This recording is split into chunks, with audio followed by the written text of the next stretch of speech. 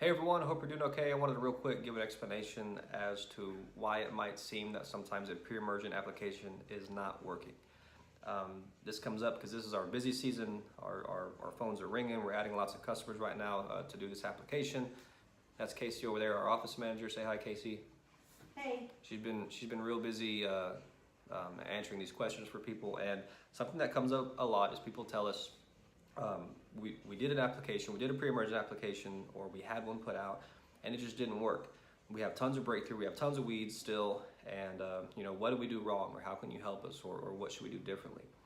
And the reality is there's two common mistakes that people make when it comes to a pre-emergent.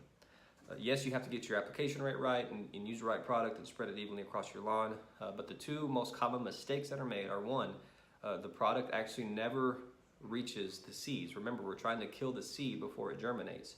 And if the product never reaches the seed, it won't kill the seed. And that's a result of not watering it in. You have to water the product in. If you just spray your pre-emergent out there or spread it out across your lawn and don't water it in, it'll just sit there on top of the lawn and not do anything. It won't kill any weeds. You've got to turn your sprinkler system on, run a cycle, soak it in good so that it soaks down into the soil and reaches those seeds and kill them. That's what you have to do in order for your pre-emergent to work. Secondly, it's not really a mistake, it's a misunderstanding of what's going on. People will put down an application, and then the next 2 or 3 weeks, weeds are popping up, and they're saying, well, my pre-emergent application didn't work.